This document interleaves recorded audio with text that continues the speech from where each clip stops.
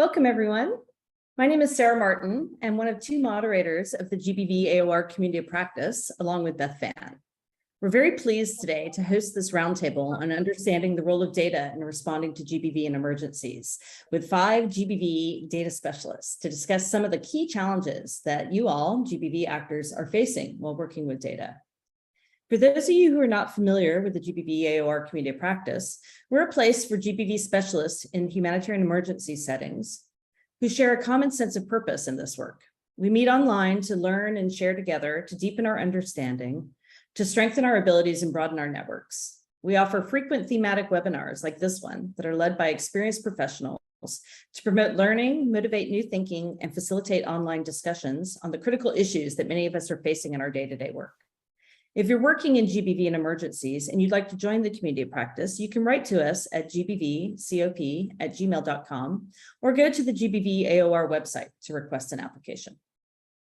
So this webinar will be recorded and shared on the GBV AOR YouTube channel, so you'll be able to access it later on. We will also send the link to it to everyone who's registered for this roundtable.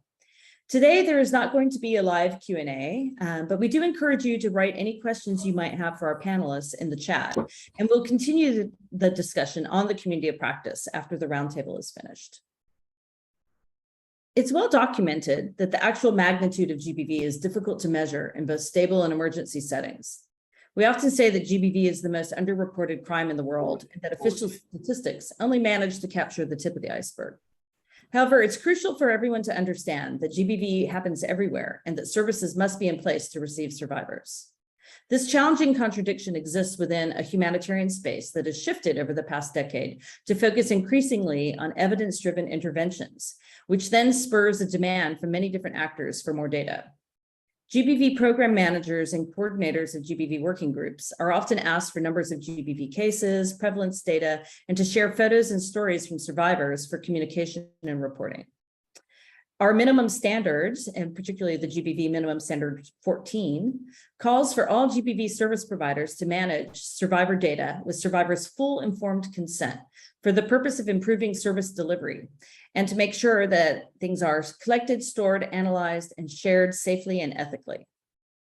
Unlike other sectors that can measure their progress with the number of cases of malaria treated or the number of shelters constructed, explaining our work on GBV to others can be very challenging in this setting. In order to do that, the GBV sector has advanced ways to safely create and store survivor information by creating the GBV Information Management System, also known as the GBV IMS. The GBV IMS helps to anonymize and collate data and creates information sharing protocols and guidelines on how to share data for media and communications. However, many of you and many other GBV service providers find themselves caught under pressure from donors, managers, and colleagues to share survivor information that goes directly against our GBV principles of confidentiality. With whom do we share the data? What data can we share? How can we represent the problem without violating our principles and putting survivors in danger? What types of data are appropriate for other actors? All of these questions is what we're going to talk about today. We were very lucky today to get a really great group of GBV and emergencies data specialists to come join us. And before we start the conversation, let me just introduce them. Kate Rudvee is the GBV IMS Interagency Coordinator. Kate's based at UNFPA headquarters in Geneva. For over 10 years, she's worked in many humanitarian coordination, programming, and research roles on GBV, gender, and child protection in contexts such as Jordan, Liberia, the Congo, South Sudan, Central African Republic, Lebanon, and Burundi. She has experience within a range of UN agencies, international NGOs, and academic institutions. Kate has been with the GBV IMS Global Team since 2017. Thank you, Kate. Christy Crabtree is the Senior Advisor on Digital Innovation with the Violence Prevention and Response Unit at the International Rescue Committee. She supports IRC country programs to utilize the GBV IMS and to engage in interagency implementation. Christy's based in the US and is joining us from Washington, DC today. Christy started her career in the US Peace Corps in Bangladesh in community development and has 10 years of experience in the protection and GBV field. Currently, she leads the strategic decision-making on design and implementation of digital programs and case management data systems that advance the work of IRC's Violence Prevention and Response Unit. She's also the host of one of my favorite podcasts, the Women's Protection and Empowerment Podcast. Thanks for joining us today, Christy. Emily Krasner is a GBV technical specialist at UNFPA in New York. Emily has spent over 15 years working on international human rights development and humanitarian response at the UN and with NGOs, and has spent the last 7 years working on GBV for UNFPA, leading capacity building activities on GBV in emergencies and supporting improved programming. Emily also led the development of the Interagency GBV Minimum Standards with the AOR task team. And many of you are probably familiar that we're currently having at the Community of Practice a ongoing learning program on that. So thanks for joining us today, Emily. Laura Canali is the regional GBV advisor with the International Medical Corps and is based in Italy. Laura has broad international experience in the field of GBV and emergencies. Before joining IMC as the regional GBV advisor for the Middle East region, Laura held various program management and coordination positions with international NGOs in South Sudan, Liberia, and Uganda. She graduated from the University of York with a Master of International Human Rights Law and Practice in 2011, and she joined the GBV IMS Global Team in 2015 when IMC joined the GBV IMS Steering Committee. Thanks for joining us today, Laura. Alfreda is an interagency GBV IMS deployment specialist with UNICEF based in France. Alfreda has worked for UNICEF, UNFPA, and international NGOs for over 5 years and specializes in data management, information management, monitoring and evaluation, and coordination for GBV health and nutrition programs in humanitarian and development contexts. Alfreda's graduated from the University College London with a master's degree in social epidemiology and has been part of the GBV IMS global team since 2019, where she provides technical support for the GBV IMS and acts as a system administrator for Primero GBV IMS Plus in a number of countries across West Africa, North Africa, the Middle East, and East Asia. As I mentioned, it's quite a heavy-hitting team of experts that we have here today, and I'm really looking forward to our conversation. So as we start, let me start with you, Kate. So Kate, could you tell us, what are some of the main challenges that you see in using data to report on GBV and humanitarian programs? Thanks, Sarah, and so great to be here with so many familiar names and faces on such an important topic. I think, what I've seen over the past decade at least is that when it comes to GBV and emergencies, oftentimes when we want to act or we want to report on GBV or we want to communicate about GBV, we run this gauntlet of an influx of requests for data on numbers of cases of GBV.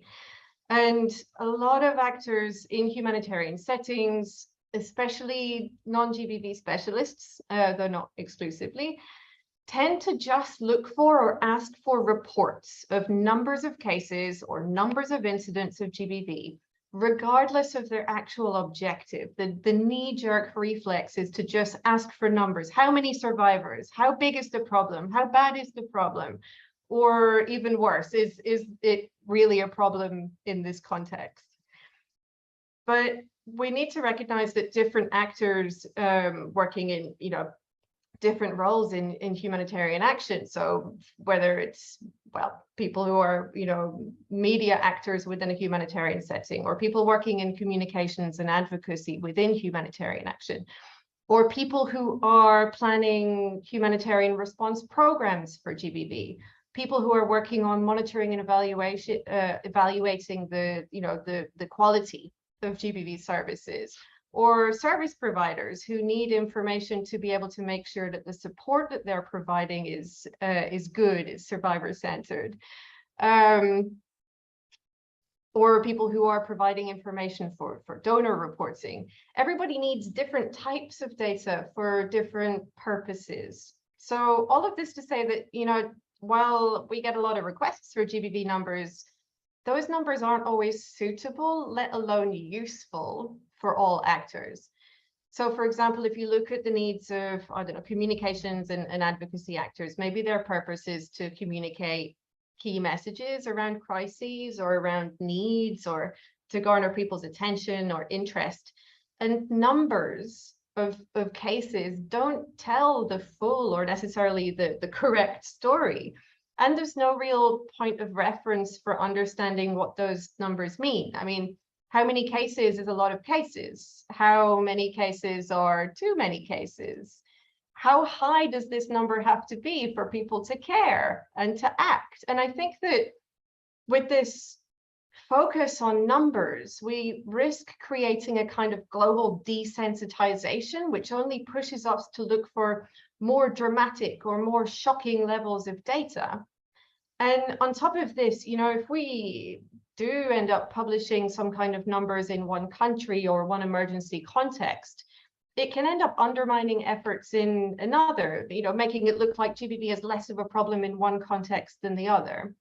So we, as GBV specialists, we're often really cautious about sharing data on numbers of survivors, because, I mean, on one hand, misinterpretation is such a common problem, and we often see survivor data reused and recycled for the wrong reasons. And I think one of the most common misinterpretations that we see is the use of numbers of reported incidents to service providers used as or portrayed as being representative of the actual number of incidents, while we know that so many incidents, if not most, go underreported. So we need to consider the wider detrimental effect of that misinterpretation. For example, making it look like GBV is less prevalent than it really is, which obviously then has knock-on effects for our policy making, for funding. And we really just need to be thoughtful about what we're seeking in terms of data and why. I think the other consideration is that regardless of our objective, we need to just recognize that we can't ethically and safely understand the prevalence of GBV in emergency settings. The risk is really high, so we shouldn't be seeking it. And yet the pressure for those numbers from donors, from UN agencies, from humanitarian coordination mechanisms, from the media, it pushes actors to seek it, which then leads to risky practices. It leads to misdirected time and energy and resources that we should be using to make sure that life-saving services, so psychosocial response services, clinical management of rape and IPV services through the health sector, are available before and during the onset of the emergency. I've worked as a subcluster coordinator in a number of countries, and in those experiences, I mean, I spent a crazy amount of time fielding requests for survivor numbers when I needed to be spending that time making sure that the survivors could immediately access quality life-saving services. The other thing, before I wrap up, is that GBV programming isn't the same as other programming in terms of quantification of needs and responses. It's highly sensitive. We're talking life and death risks for survivors, for their families, for frontline service providers.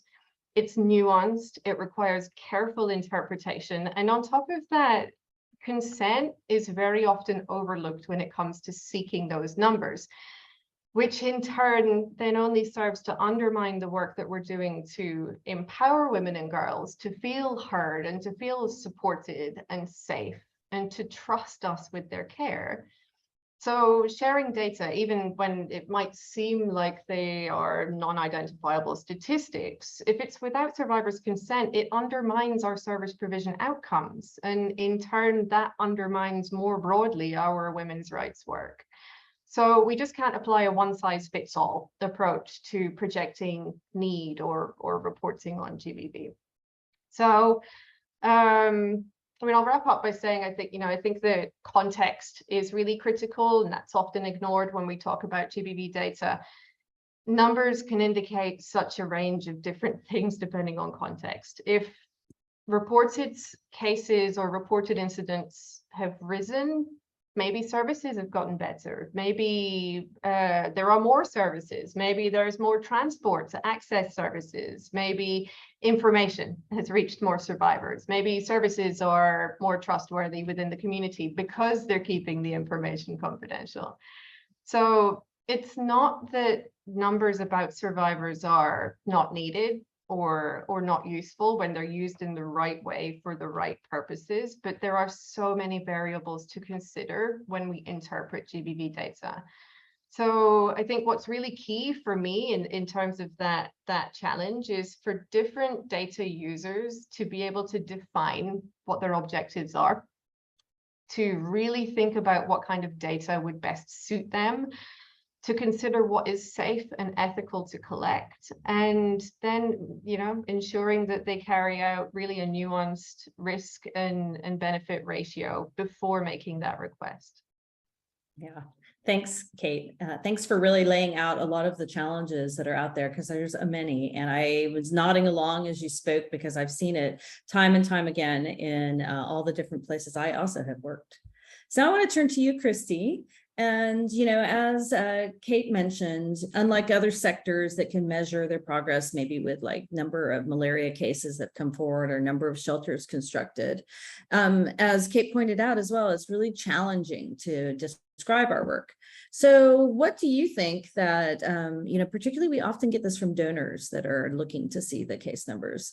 So what do you think that GBV actors can share with them, given that the numbers don't tell the story that they may think it does? Thanks, Sarah. I think some more background first, which I think is helpful in these conversations with donors. And that's part of this, is that you might have to do some education of donors depending on who the donor is or where they're working. In general, data sets about gender-based violence are among the most sensitive in humanitarian settings. And people have heard this over and over, but one way that I like to further explain this with donors is to think about this with two factors. When we look at sensitivity of information, we're really looking at severity and likelihood. And this can be a helpful framing. If we view this according to the factor of severity of consequences, GBV information is sensitive because the information, when it's accessed without authorization or appropriate contextualization, it can result in a lot of harmful impacts. Those could be social, community, in the family, stigma, rejection, social isolation, physical retribution. And also on top of that, if this occurs, it can also detract from help-seeking behavior of other survivors. The second factor is likelihood, which is also high when it comes to GBV data sets. There are examples upon examples upon examples of information shared without due diligence around consent or confidentiality that often results in harm from the survivor's family, community, or the perpetrator. So violence coming from places that should be safe and trusted. So those two factors I think are important, severity and likelihood. So we know this data set is sensitive, which leads to complications in sharing, but there are also complications in interpreting it correctly. So I'll just echo a couple of points that Kate said, that misinterpretation is a common problem in this sector, that using numbers really promotes this mistaken belief that we need to prove this in order to act, which is harmful. And then that this sets up programs with false expectations about reporting levels and comparison between countries, which encourages a value for money perspective that would be really irresponsible to apply to GBV response work. So then to actually answer your question, Sarah, the central question then is, how can we share information about survivors ethically? We could talk for a long time about this. We have a whole podcast about ethical storytelling, and I'll try and put that in the chat as well. But I think that there's an increased awareness about the power of stories around raising funds or building a community of support, even as a way to connect with stakeholders, and new technologies that allow stories to be shared more widely and for longer periods of time also add some complications for us to this. It's no longer a time when I might just tell one person a story and that might convince them to do something. Now, if you put a story out there, most likely it's going to be in digital spaces, and it can really live pretty much forever and also access a lot more people than it would have in the past.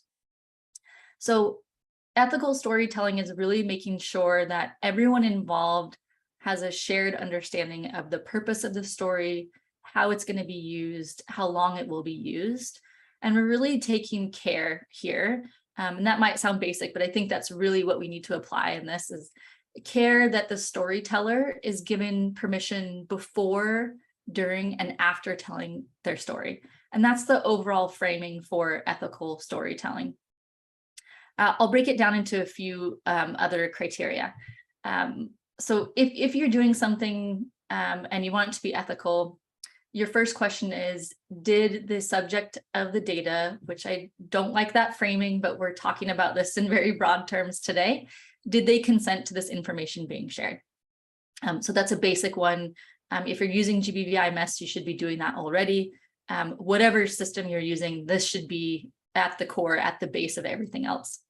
Then did the share of the information, the person who's planning to put this in the media or to share it with donors, did they partner with subject matter experts? By that, I mean GBV psychosocial service providers, someone working in response to contextualize this data. And that person can really help determine if this is the whole story, if this is accurate to what the data means. And this might sound basic to those of you that are on the call. This is often where the problem starts. Even internally in our own organizations, I'm sure that there's a demand for numbers to go up in a kind of hierarchical pattern. And when it goes up, then someone in senior management determines what this information means. Meanwhile, they don't have any of the context to really apply meaning to that data. And then the third one, that more conceptually, we need to think about this as a process and not a template. And this will be a big shift, I think, in the way that we work that we'll probably have to continue working on for a while. We need to think about this in terms of who is the audience, what story do we want them to know? Because this is really about ownership of that story. You might not think about data as storytelling, but it is. Data is not objective. It's telling a story about what happened and leading us to think about what might happen in the future or in another crisis. So you are telling a story with that data, even if it's something really simple, like one number, you're telling a story. So in that case, again, we really need to lean into sharing contextualized information. And this is why I think many, if not all of us in the panel today, would advocate for more sharing of percentages over absolute numbers. And especially if it comes to case reports, which isn't our preferred one data point to get out about programs. Sharing raw numbers, even when emphasis is placed on the fact that it's not prevalence data, systematically misleads anyone who's receiving that data to associate it with prevalence data. You can shout about that, you can put it in the footnotes, you can add a little asterisk caveat, and they're still going to think about it like it's prevalence data. However, sharing percentages alone doesn't really mean much for the recipient most often. So percentages can kind of act as an incentive for actors to produce analysis around that percentage. So we can really move more towards the exercise of linking trends to programming or advocacy or whatever your output is. This really increases some accountability for GBV IMS users or anyone else generating data to actually use the data they collect. And then if I can just move beyond that a bit, where else should we be moving as a sector? I would say, generally more in the way of ethical sharing, but also we need to move back to some basics in this space. We're so pressured to share information upwards. I would really love to see some collective advocacy on more work around keeping the information where it's at, where it can be really useful to the people in that setting, and it can be the most contextualized, both for the person who is sharing the story, but also the people there may have just a more nuanced understanding of the setting and what's happening there. I would love us to get useful data into the hands of service providers who need to take action. It's always going to flow up, but I think if we push against that and try and keep it in local spaces, and there's a lot of work to be done there. With the latest iteration of GBV IMS Plus, we have 20 key performance indicators included in the system. And these are really meant to be used at a local level for service providers to help you understand how your program is working. And I think, unfortunately, this is the future of the sector. It's not very advanced. We're not plugging into AI. I don't know that we should be, but we should really be using this information there. So we're trying to automate some of those processes. If you're already collecting information in the course of service, let's just repackage that information for you and see what way that you can use it better in your programs. Just make it easier for you to use that. Beyond that, we can talk about what data means. This is where we often get stuck. We either share data with no context, or we share it upwards, and people jump to conclusions with what that data means. I have a feeling this will be a trend today. Some might look at an increase in reports and say, this is because of a drought that happened at the same time. Yes, that may be a contributing factor, but we can't say from service-based data alone, in most cases, that this is the reason that violence is increasing, or even if violence is increasing. It could just as easily be that we opened a new site, hired more staff, did more awareness raising, improved referral pathways, and that's why reporting increased. And this is really why we need that contextualization from subject matter experts, GBV response providers. And that's part of us getting a leg up. We have to think ethically about how we can promote this message about contextualization in all realms, right? You know, not just with the media, but with senior management in our organization, with donors. We need to really be pushing this message of ethical storytelling because we want our work to be survivor-centered, and our data and the stories we tell should be survivor-centered as well. I'll pause there. Thanks a lot, Christy. And for all of you in the audience, we'll send the link to the podcast that Christy mentioned. And I think the Irish Coalition on Gender-Based Violence also has put out something about ethical storytelling for GBV survivors as well. So super important. Thanks again for that. Well, talking about stories, Emily, I want to turn to you. One of the things that we often see is our comms colleagues coming to us to get the stories out there and to put something out there to grab attention and to explain the problem. So you've been doing work on this at UNFPA. Can you shed some light on why we discourage them to seek out survivor stories to illustrate the severity, and tell us what we can be doing instead? Great, thanks so much for the question, Sarah. Just want to build on what some others have been saying as well. Yeah, there is a tendency to seek out survivor stories as well as get numbers to illustrate the issue of GBV and emergencies. It's strongly recommended to avoid seeking out survivor stories or conducting interviews directly with survivors. I'd like to suggest frontline staff, such as GBV caseworkers and midwives, be consulted and share their experiences for working with survivors in a context. GBV service providers can provide information that will help the story, help tell the story accurately and powerfully. And this not only serves as a precaution to minimize potential harm, but also provides valuable background information on GBV trends, risks, and programming needs. The practice helps to avoid potential distress or discomfort of survivors, and service providers may share trends and anonymized experiences of survivors to illustrate what survivors have been through and how available services are responding to their needs without identifying survivors.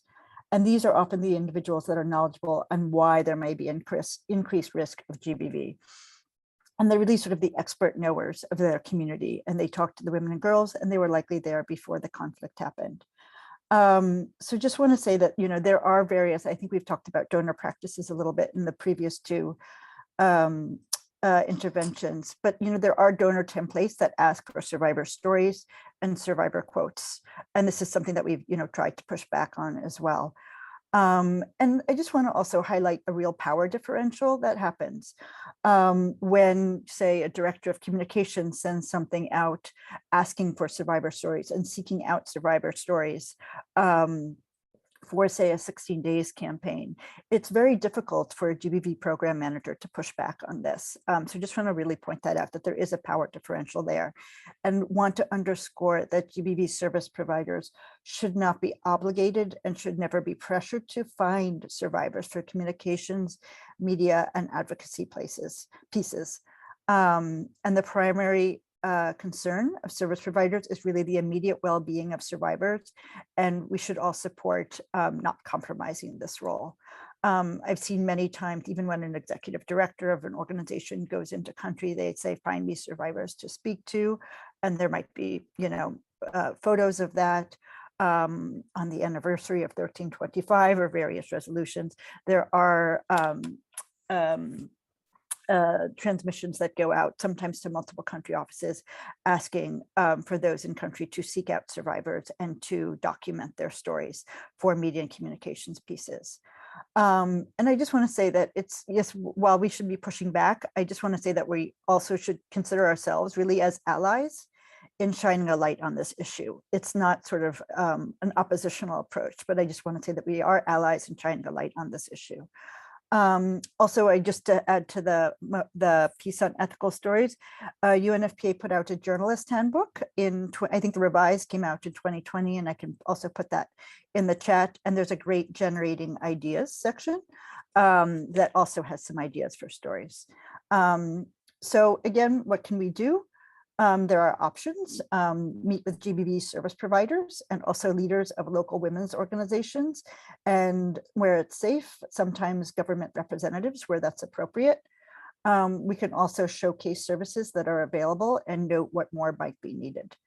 And just want to also point out that some media and advocacy efforts have used the number of post-rape kits calculated using the MISP calculator as a proxy number for survivors of GBV. I've seen this happen, actually not just by communications persons, by reps of different organizations, country reps. And just want to underscore that the MISP is calculator, it's a tool for supplies projections. And it's based on the predicted medical response needs of women of reproductive age who experience sexual violence. And the number of post-rape kits is not equal to the number of affected people. Just like as Kate said, the number of reported cases is not also equal to the number of affected people. It's likely to be much higher. Most women will not seek services, and not all rape survivors are of reproductive age. So there would be many who might not be counted within that calculation. But yeah, the number of kits may be used in communications pieces to describe a measure of the response that's supported, but it shouldn't be taken to represent the number of survivors. So that's another piece, regarding the numbers there. I'll pause there. Thanks. Thanks, Emily. I have seen that myself in Emergencies, and it's shocking because then it sets up an expectation that where are these thousands of rape survivors we were expecting to see? So thanks for really pointing that out. It's something that we see a lot, and we definitely want to be allies, as you mentioned, to our comms officers who are just trying to do their job as well. So shifting a little bit, now I'm going to ask you, Laura, thinking about the collection and the sharing of data at the interagency level. We know that GBV data at a country level is often collected through the GBV IMS task force or through a GBV subcluster or working group. You support a lot of this work in the field in your work as a regional GBV specialist. What do agencies who gather data need to keep in mind while they're doing their work? Thank you, Sarah, and good morning or good afternoon, good evening to everyone connected. Yes, so now we are looking specifically at sharing data within the country and within GBV organizations. So often at country level, when we implement our GBV programs, agencies that are service providers, so NGOs, local organizations that are providing services to survivors, are collecting directly data from survivors, of course. So they have this big number of data, this huge amount of data, because of service provision. So we are often considering sharing data at interagency level, so in country. As you said, if there is the GBV IMS rolled out at interagency level, that is usually done through a GBV IMS focal point and a task force. if the GBV IMS is not rolled out in country, usually this is done through the GBV subcluster.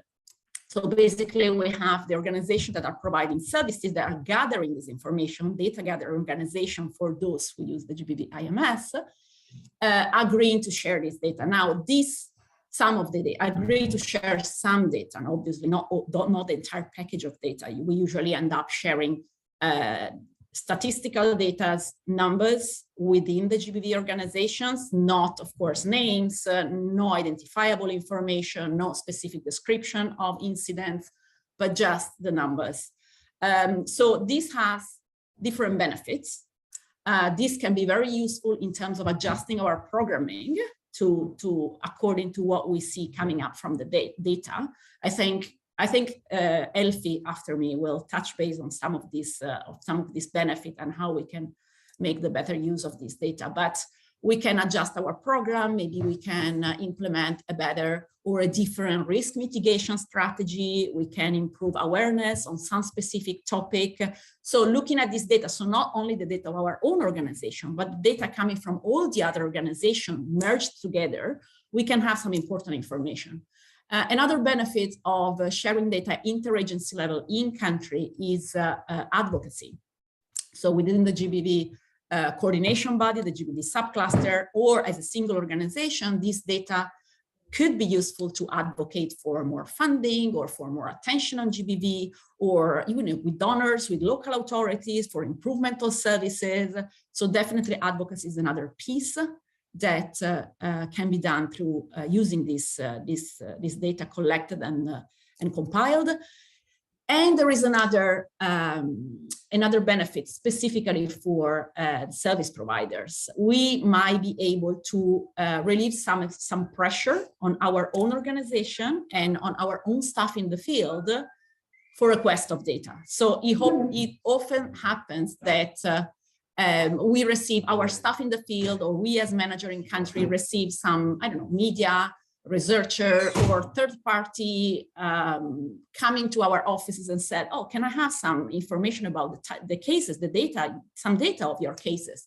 So if we have a system of data sharing and compilation that is structured and is in line with ethical standards, in that case, we can just say, you know, there is a system, please follow the procedure, so that even our staff in the field don't feel this pressure of people asking for data. And you can send the person to the coordinator, the GBV IMS coordinator, if the GBV IMS, or if there is a GBV IMS, or any other person in charge. So there are definitely benefits in, have data compiled at national level and sent back to the different organizations. However, there are some things we need to keep in mind, some consideration I believe we need to keep in mind. So we need to make sure that the decision if and which data, what data to share, should be the result of an assessment done in country at interagency level and also internally by each agency. So we can share some of our data, not identifiable data, but only after thinking through internally within our organization at an interagency level, the possible risks that this might bring and how we can mitigate those risks. So balance the risks and the benefit of sharing this data. And, what agreed and what discussed, even in terms of measures to limit those risks, should be formalized in an information sharing protocol at country level that the different organizations that accept to share data sign. And this information sharing protocol should, contain should be very specific about which data to share, how often to share, and the security measures to consider when we share this data. So it should be as detailed as possible. Moreover, we need to keep in mind that even if we share data that are only anonymized and statistics, so we will never, ever share data with names and identifiable information, obviously. However, the more data we share, the more data points we share, the more information we share, the more details we provide, the higher is the potential risk, especially in some countries and contexts. So for example, if we decide, we agree to share at interagency level to share the type of incident, the location, like a bit more specific, so not a national level, but maybe at province level or district level or governorate level or even at camp level sometimes, we share the location, the type of incidents, and maybe we share if the survivor has any disability, physical or mental disability. At that point, for a person that is in that specific geographic location and knows the context very well, even knowing that there was a person with, I don't know, a physical disability that was raped in that location could potentially lead to identify the survivor. So we need to be very careful on how many information we share and how specific they are. The location we decide to share data is very important. If we share data and these data are compiled at national level, so the result of this compiling data is a table with the cases that happen at national level, that's different of having data that they have the breakdown at province level, district level, governorate level, because this can also result in potential risk for the single organization. If my organization is the only one working in that district and the compiled data show the breakdown of districts, it won't be difficult for somebody who knows which organizations are around understand that I share those data for that district because I'm the only actor working in that district. Now, this could not be a problem in many contexts because it's not a very sensitive context, but in other countries and in other contexts, be identified as an organization sharing data about GBV cases can become an issue. So this is something else we need to keep in mind when we decide and we discuss which data to share. In some, again, as I said, in some context is more sensitive than others. So in some particularly sensitive context, having this data system in place where the different GBV organizations share data with the focal point, and this person compile those data and create this kind of package of information, can attract the attention, for example, of local authorities. And in some countries, not in all countries, but in some countries, local authority can be fairly, sensitive on GBV. So knowing that there are data about GBV at interagency level can attract the attention of local authorities that therefore might be pushy to receive those data. So these are all elements that I think we need to keep in mind. So how we as service provider can decide if and what data point we want to share and how we want to share it, considering all these elements that I just mentioned. So in countries where the GBV IMS is rolled out at interagency level, this process is supported by a well-established ethical method to collect data, to share data, and to compile data. So this method should be followed, and there is also a global team with many of the panelists in today's roundtable available for support. But in any case, there are some considerations that should be always kept in mind, despite the fact that you work in a GBV IMS country or not.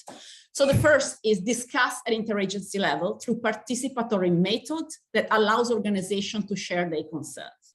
So I would like to be clear on this. There's no obligation for any organization, for any service provider to share data of GBV at interagency level. There's no obligation. So please, if you want to set up a system of data sharing at interagency level in country, make sure that you have a participatory method where all organizations are gathered together and they have this moment where they share their concerns, their thoughts, and where all these things are discussed together. Okay, there are these risks. So how can we address this risk? Which type of data we can share? Is there any third party that is going to be involved in receiving this data that we're going to share? So make sure to take enough time to have this discussion, because this discussion is key. If there's not like a strong discussion and shared understanding of what this process means, you will face trouble later on. So participatory method, discuss at interagency level. Usually safely share data at interagency level, to share data safely at interagency level, each agency should have a minimum number of cases, okay? So, and if you want to share data, not only at national level, So if the compiled data are not only showing the numbers at national level, but you want to have the breakdown in governorate, states, provinces, depending on the state, the countries we're talking about, make sure that in each of these district governorates, there are more organizations providing services. Otherwise, you make very easy to identify the organizations who share data. So, and of course, consider how, if the authorities are hostile, or anyway, if the topic is sensitive, and how this could impact our work. You need to discuss together with all the other organizations if you want to share this compiled data with a third party. Often there are pre-identified third party that will receive this compiled data. And this can be the protection cluster, can be UN OCHA, can be other actors in country that ask to receive this information. So for this third party to receive this information, there has to be agreement of all the organizations that are sharing data. Okay, there's no request that is mandatory. So each request from each third party to receive this compiled data from the subcluster or from the GBV IMS task force should be discussed and authorized by each organization. This is very important. There's no obligation of sharing data with third parties. Another couple of elements, make sure that everything that has been discussed and agreed upon, which data to share, in which format, how often, the third parties that will receive this data, how to keep this data safe, the focal persons, all this extremely important information are captured in an agreement. In countries where there is the GBV IMS, this is called ISP, Information Sharing Protocol. But even in countries where there is no an ISP in place, on the website of the GBV IMS, there is the format of the ISP that can give you an idea of which elements this agreement should include. Last thing that I would like to emphasize is that there's no obligation for service providers providing services to survivors to share data. There's no obligation. It has to be done. It's important to do it because there are benefits, but the priority for us is not sharing data. The priority for us is providing services to GBV survivors, is their confidentiality, their safety, and the safety of our organizations. So this is the priority. If we can handle this, then sharing data is definitely something extremely useful. But data sharing should not be prioritized over survivor safety and survivor confidentiality. I'll stop here, I think. Thank you, Sarah. Great, strong message, Laura. Really, I hope clear to everyone in the audience, because so often we feel this pressure to give them the information they ask for. And at the Community of Practice, we've just recently run a course on advocacy and how to develop advocacy strategies. And we're going to hopefully run another one. And this is something really key, how to be able to push back, how to be able to, say, I'm sorry, that's not what we're going to do. So thanks for addressing that really clearly. Alfreda, last but certainly not least, I wanted to ask you, so since we've been talking a lot about the GBV IMS today, and in the GBV IMS, we collect what we call service data. So what's happening in our service programs, it's data that we collect from the programming. Rather than focusing on the number of cases, can you talk a bit about how we can use that data, the service data, for advocacy, for pragmatic decision-making and risk analysis? And I saw some chat in the chat room there about looking at it for monitoring of programs as well. So over to you. Thanks so much, Sarah, and hello, everyone all over the world. Absolutely, I can cover that question. And as you said, service delivery data is collected during service delivery. It comprises of different types of data. So we've got the case management data that is more about the documentation around the support that service providers are providing during case management. And then we have something called incident monitoring data. And this is what you often see in interagency level reports in aggregate format. So we're talking about the demographic information about the survivor, details of the incident, some details of the alleged perpetrator, as well as information to do with the referral pathway. And although, as my colleagues have said before me, incident monitoring data, so this type of service data, is not representative of all the cases in a population.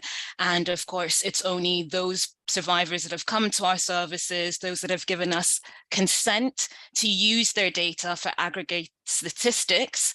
When this data is interpreted with subject matter experts, triangulated with other sources of data, contextualized, and an ethical story is built around it, as Christy mentioned earlier, the trends observed can actually reveal a lot of information about your service if you are analyzing this data within your organization, or the GBV specialized services within your context if the data is being compiled and analyzed and reported at the interagency level. And then also signpost potential opportunities for improving service quality, for advocacy, as well as inform some level of risks as well. The challenge of what we're seeing is that not enough partners at the organization level, and actually even in some contexts where the GBV IMS as a service delivery tool is rolled out, effectively interface with their data, which is a huge shame. But seeing as all GBV IMS users have access to incident monitoring data, I think that building their confidence, so of service providers to use this data, to be able to interact with it, to be able to interpret it, to report on it effectively, is one sure way to reduce the misinterpretation of the data that we see so often and that has been mentioned by a lot of my colleagues on the call. So when I think about service data, when I think about incident monitoring data, some of the data points that immediately come to my mind, which can be used to shift the conversation away from magnitude and more looking at like, what decisions can we make based on what the data is showing, based off of the discussions that we're having with other partners to put in place corrective actions. I'm thinking even something as simple as just looking at the basic demographic profile of the survivors that are accessing your services and asking yourself questions like, does my incident monitoring data include reports from children under the age of 18? Does the data set include disabled survivors? Are the reports only being received from IDPs, or are reports coming from the host community as well? And of course, depending on the context in which you work in, the answers to this question differs, but an analysis of the data which looks at who is represented in the numbers, as well as who is not represented in the numbers, enables you at the organization level or even at the interagency level to ask yourself questions around, what are the accessibility barriers that are preventing specific profiles of survivors from accessing your services? And then you'll be able to take corrective measures and or even advocate for more resources to expand your services and to make them more accessible. So for example, if I'm an interagency GBV coordinator and I see throughout the whole year in my GBV IMS data set, there have been no reports from survivors that self-identify as being disabled. This is not something that means that there are no cases of GBV happening amongst this this population, but then it would then entice me as the coordinator to have a conversation with the partners and say, hey guys, this is what the data is showing. What's going on? And you may find through discussions like this that perhaps service providers are not adapted, and their sites, for example, the women and girls safe spaces, are not adapted to accommodate persons with mobility constraints. And that in itself is something that you can use as an advocacy tool for asking donors for more money, to adapting the physical structure, or making a case against making a case for establishing mobile outreach services. It's very small, but the impact from properly interpreting something like that and having a discussion with the partners in your context can make a really big difference. if we look at the referral pathway data that's provided by service data, it can also help you flag service gaps. You know, so if I look, for example, at the data point in the GBV IMS, which speaks specifically to what services are needed, but they're not available, then that in itself is an advocacy point. At the interagency level, I can be having conversations with other interagency coordinators of other clusters, WASH, health, livelihood, food security, whatever, as well as donors, and sort of directing their attention in establishing services in underserved regions. So I think this really sort of links into a little bit what Christy was saying earlier about having the data and making it actionable in the context in which that data is being collected, rather than just focusing on reporting it upwards. You know, the referral pathway data also sheds light, for example, on even within our organizations, what can be done in terms of something as simple as just like our sensitization efforts. If the GBV IMS data reveals that survivors are self-referring, then there's a high likelihood that, you know, that survivors know that your service exists within that specific context. They know that they can come to your service to access help, which is a really good thing. And that can be an indication that whatever it is that you're doing within the organization to get the word out that your services are there, that it's working, that survivors trust that they can come and seek help within your service. But also the data that we have and we collect with the GBV IMS Plus can be used to inform sort of non-GBV actors about what they're doing as well. So you can get a glimpse of which humanitarian actors are facilitating referrals and which non-GBV humanitarian actors aren't facilitating referrals. And this in itself, I know it's like, so what if referrals aren't coming from, you know, food security, or referrals aren't coming from WASH, like who cares about that? But like not seeing that referrals are coming from these key sectors can be a signpost for interagency coordinators to link with those cluster coordinators and assess whether or not there's a need to build their capacity on how to make safe referrals. Why? Because we know that survivors sometimes do disclose to non-GBV actors, and it's a really good anticipatory action to ensure that frontline actors are prepared and they know what to do if and when a survivor discloses. And for people that don't know, there are amazing resources out there that you can get your hands on and share with non-GBV actors. Right now, I'm thinking about the GBV Pocket Guide that is a step-by-step guide for non-GBV specialists to support survivors of GBV when receiving a GBV disclosure. But sharing these resources with these other sectors, or even, you know, organizing trainings for them, that's the data can point you in this direction. Maybe it might be that it doesn't necessarily mean that they don't know, but it can definitely facilitate a discussion. Let's say that. Finally, of course, the GBV IMS data and service data can also signpost to whether or not there's something within our own GBV programming or another non-GBV programming that is increasing vulnerability and risk of GBV. So, for example, if we look at the data point that's the reported incident location, so where it is that this act of violence was reported to happen from, I'm citing a food distribution site, but really it could be anywhere.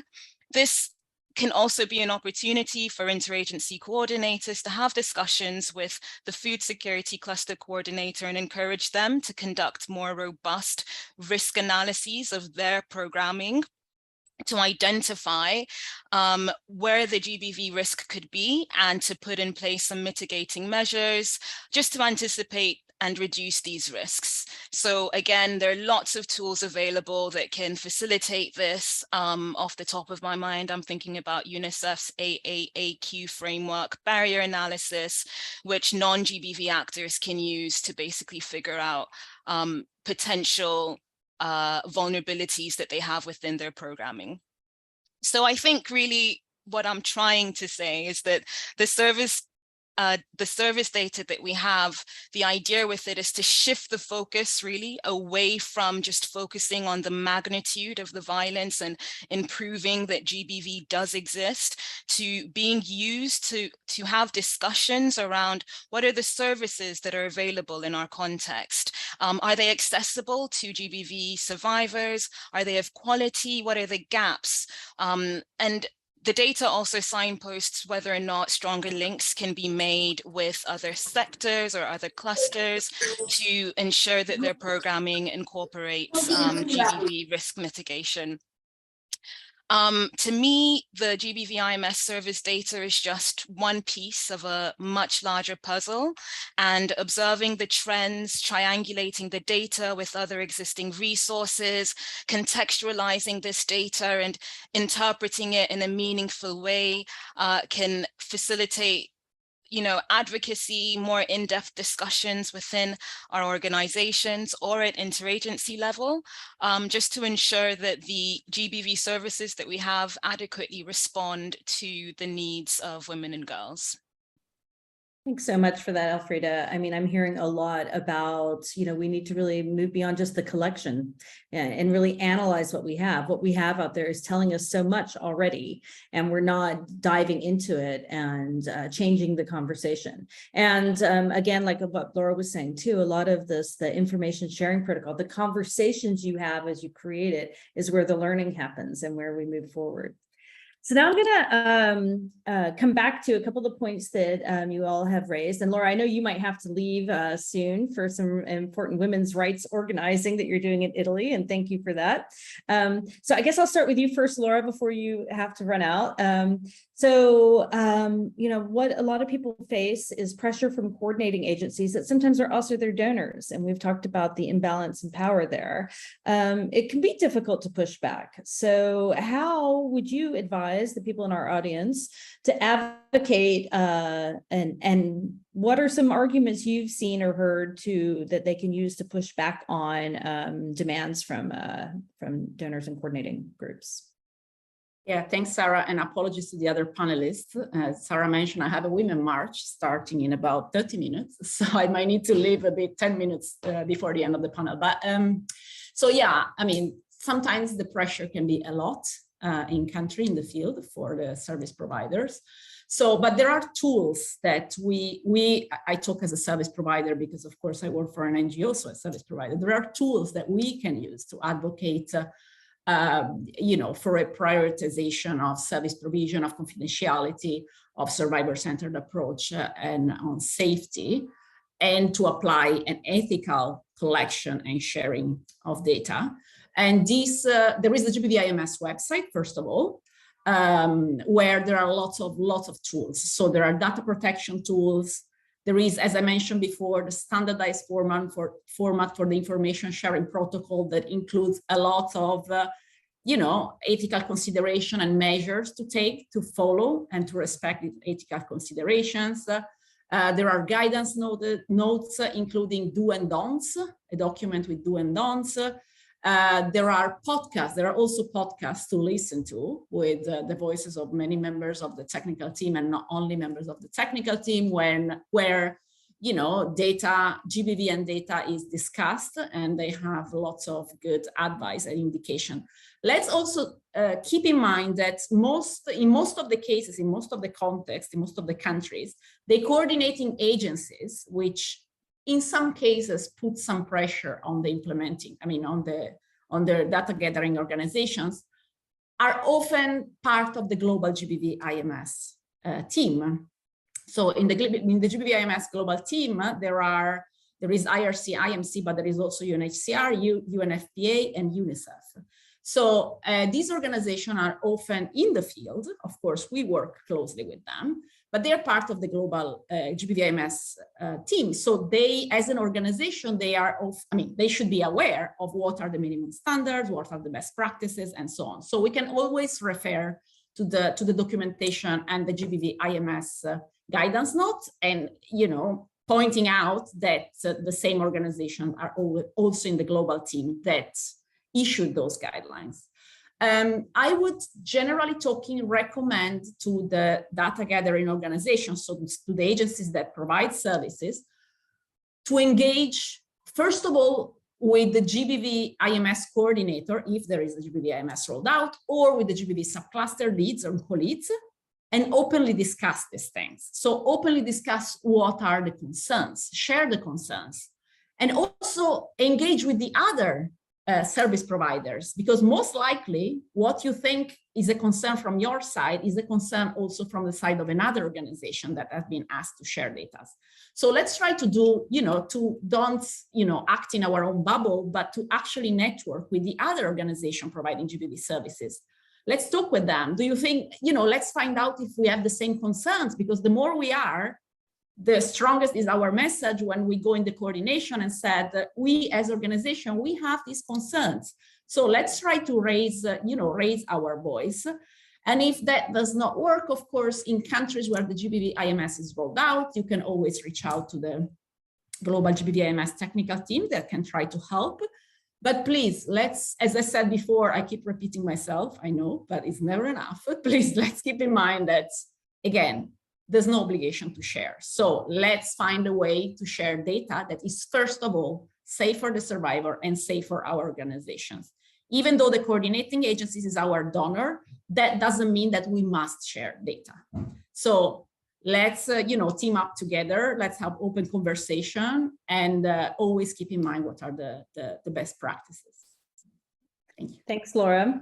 So Emily, I wanted to ask you, because we always see this in the humanitarian needs overview, women and girls are in need of more GBV prevention and response programs.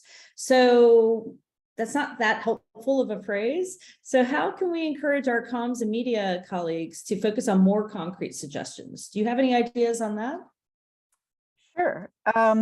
Just to begin with, there is now a number of women and girls who are in need of GBV prevention response programs in the HNO as of this cycle. So I think that number, to satisfy this quench for numbers, I think that number can be useful. Again, it's not the number of survivors, but it's the number in need of GBV prevention response services. It's an estimate, but it's there, and it's a number that can be used. And as of this cycle, that is used. So what sort of satisfy this quest for numbers? Another thing which I would love to see in an advocacy would be the percentage of the request of funding that is fulfilled for a country. Communications could focus on the lack of funding for the GBV sector, and this information is now available and relatively updated in relative real time on the OCHA financial tracking site. So now this was sort of as a result of the advocacy of the GBV community and the AOR. So we're really happy that this resulted in this really powerful piece of work that we could look at and really use to advocate, in whatever country we're talking about. While also talking about numbers, we don't have to focus so much on current data, but we can also use other data sets, perhaps from before the conflict, or if the conflict is really localized, say that there has been a part of the country, and we know that GBV risk increases in conflict, so we know that it's much more here. In Ukraine, they used a prevalence study from a number of years ago. I know in Nigeria, in a number of pieces, I saw that there was some DHS data, which was not for the full country, but that was cited in a number of pieces, knowing that it was much more in conflict areas. Again, this needs to be represented, with a bit of context, but these are some other numbers that can be used, and this is, data sets that are out there.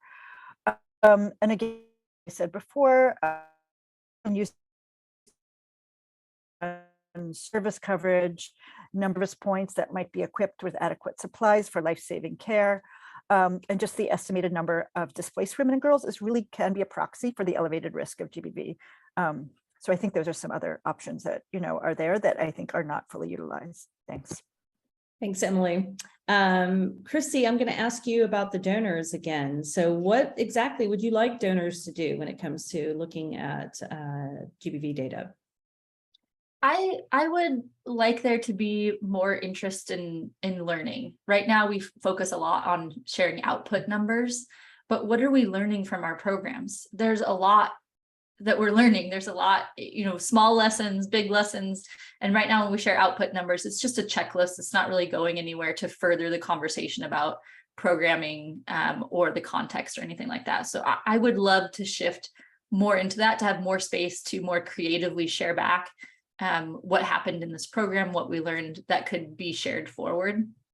I think if we want to do this, if we want to push back on this thing, the only way to get donors to move, in my perspective, is to go at this collectively. What we've seen is that one NGO in a setting saying like, hey, I don't want to do that. That doesn't seem appropriate or ethical. It doesn't really go that far. And in a lot of cases, it can end up with your funding being cut.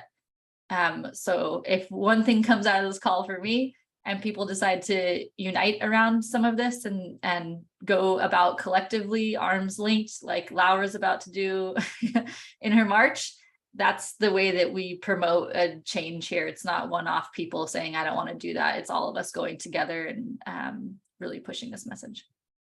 I completely agree. And that's one of the reasons we decided to do this roundtable, is to get all of us together with these arguments and these abilities to be able to push back together and to support our survivors in our work. So this one's going to go to Kate and Elfrida. A lot of the challenges that you guys have talked about today have been longstanding. I mean, at least in the 25 years that I've been working in GBV, I've been hearing a lot of these problems. So what do you guys think we can do, along with Christy's push to collectively work? What can we all do to push this forward? What can the people sitting in the audience today join us to do?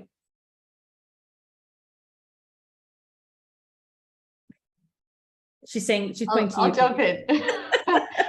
That's what happens when you get too British on a panel, too polite. The American will point it out. We've been having this discussion for over a decade, right? Much longer, I'm sure. I don't think the problem is a lack of solutions or a lack of proposed alternatives. I mean, I think we need strategic and systemic change action to adopt what are clearly shared recommendations from the GBV data community. And I think, in our different spheres, we need to work to influence our own organizational policies. I mean, echoing Christy's call to collective action, to really systematize this need for, operationalize a nuanced analysis of information needs, to have a better understanding of the meaning and the implication of certain types of data. We need to ensure that our organizations and our agencies internalize the principle that we do not need proof to act or to fund or to implement programs to address GBV and emergencies. We need to collectively advocate against this proof rhetoric. I mean, how many crises do we need to see before we can accept that when there is a humanitarian crisis, there will be more GBV? And we know that if we wait around for some kind of confirmation, that we are misusing critical life-saving time, and that is recognized by the Interagency Standing Committee. There are great examples out there and practices out there for alternatives or different sources of data besides survivor numbers. For example, qualitative studies that are rich in nuance, which can tell stories about the situation of women and girls in crises and illustrate risks that they're facing, while still being able to highlight the strength and the power of women and girls in those contexts, within a sphere of constrained agency, which most importantly doesn't put women and girls at higher risk and doesn't undermine our global efforts to mobilize the international community against GBV. I mean, investing time in monitoring and interpreting changes in proxy indicators from other sectors, for example, displacement tracking matrix indicators can be interpreted from a gender and GBV perspective.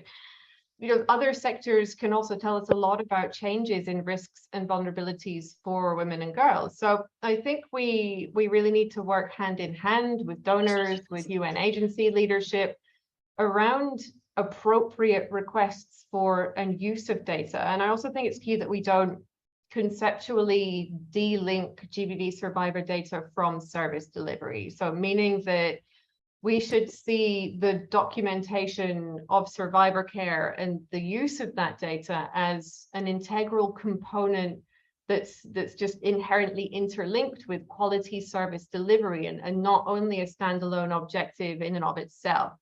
So I think lastly, I would add that I think we need to recognize that data about services comes from services. So if we want to strengthen and improve and expand the availability of that data on service provision, then services means more meaningful data. So the funding needs to start with the establishment and the scaling up of life-saving services for survivors.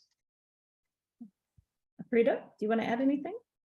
Well said. That was super comprehensive. I think from an IM perspective, you've spoken about the service delivery, which is always number one. But I do think that from an IM perspective as well, after we acknowledge that as service providers, we do collect quite a lot of data, there needs to be greater investment in building the capacity of and the confidence of service providers, of IMs, of everybody to be able to interpret this data that they collect and really tell the meaningful stories that we've been discussing throughout this hour and a half. I do see that there is a huge gap, and perhaps that's where a lot of this misinterpretation of the data comes from, the fact that we, for some intents and purposes, don't equip enough people at the field level to be able to put this data and come out with meaningful analysis from it. I think one way that we could do this, and I think that you mentioned it as well, Kate, with what you just said, is to bring together different people from different sectors and conduct like a joint data analysis session where you bring in different information sources, whether it be the subcluster 5W, whether it be information from other information management systems, and get everybody sitting around the table to be able to jointly analyze it, add information in terms of the context that they know, and make it really usable for the partners in that specific area. So everything that Kate said, plus greater investment in just data analysis and interpretation and stuff. All right, thank you for that. All right, we're going to wrap up now. And so I want to thank all of the panelists for sharing with us. As I mentioned before, it's really hard to get everyone on the same time because everyone is so busy, and I'm just so grateful that you all made the time to come. And it's so important for us to be able to talk about these things. I hear really clearly that we need to advocate together and be in solidarity, to push back and to support each other and to better analyze and use the data.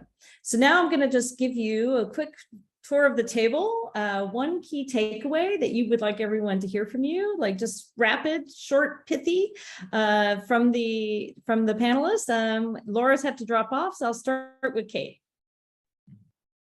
Thanks. I'll try for pithy.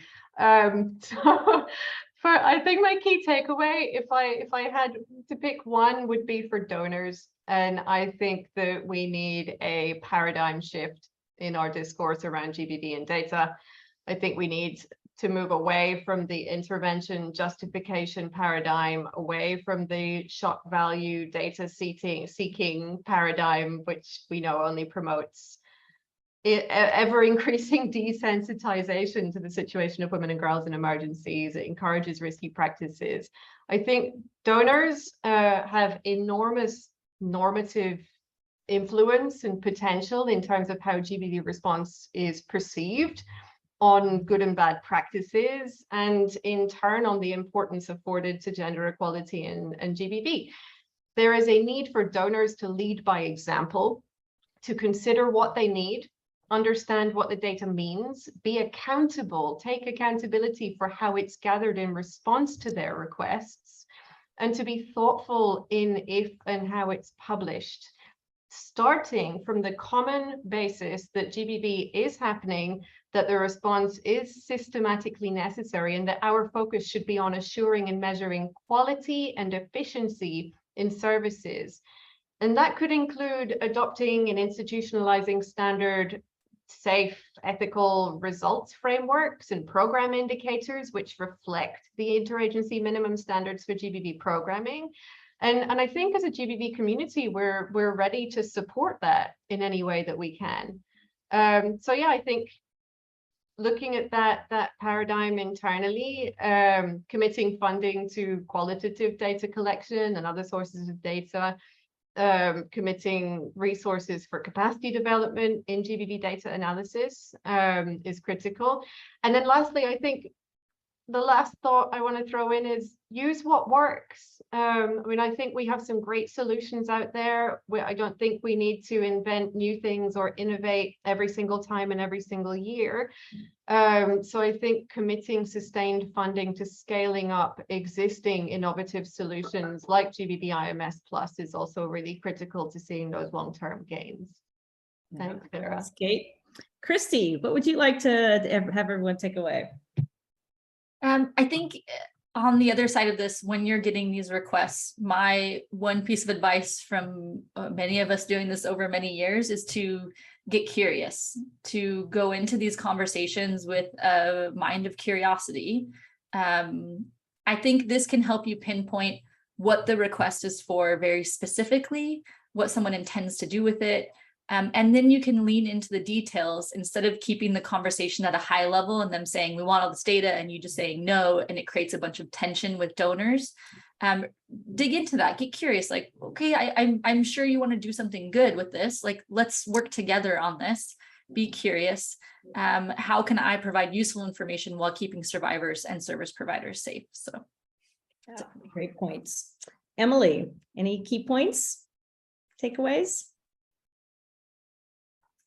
It's hard to follow a paradigm shift, but I'll try and add to that a little bit. First, just want to say that the survivor-centered approach does not just apply to GBV actors, but it applies to donors, it applies to evaluation, it applies to reporting and all of this. And I think sometimes we forget that. And that's a point that we need to hammer home. And then also another key takeaway, although I was just given one, that GBV service providers should not be obligated and never pressured to find survivors for communications, media, advocacy pieces.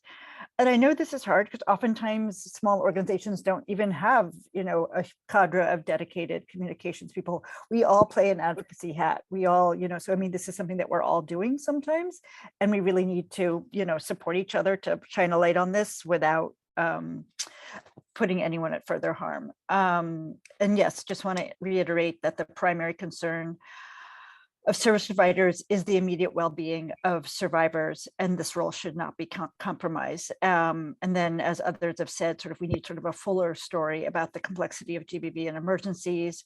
I've named a number of other, quantifiable ways to go about that, and then also, a real investment in qualitative data where it's appropriate. And I think somebody put in the chat, maybe from Iraq, saying that it often isn't safe or appropriate for service providers to even talk to the media, and totally agree with that. And we don't want to put anyone in harm's way with that. And when I said that, don't seek out survivors, but talk to service providers, totally, I just want to, underscore that point as well, that anyone can say no and shouldn't feel that pressure. But obviously it's, they can better make that determination often than a survivor. So just want to put that there. Thank you. Thanks, Emily. I'm going to give the last word to you, Elfrida, before I close the roundtable.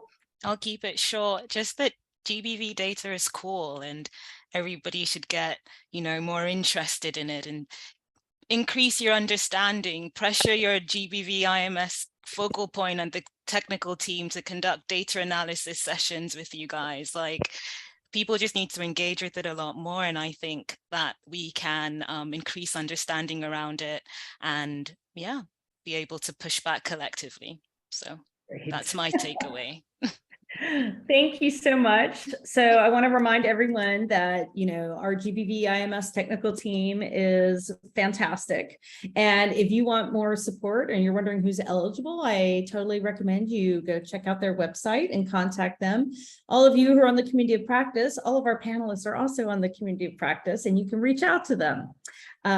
Thank you guys. Thanks for this brilliant discussion. It was even better than I had imagined, and I was pretty excited about it. I really appreciate you taking your time today.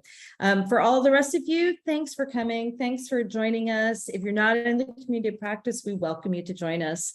We've recorded this roundtable. We will be sharing it on the YouTube channel, and we'll send you that link if you registered for that. You're welcome to join us on the AOR Community of Practice. You can write to us at gbvcop@gmail.com, and we'll be seeing you online.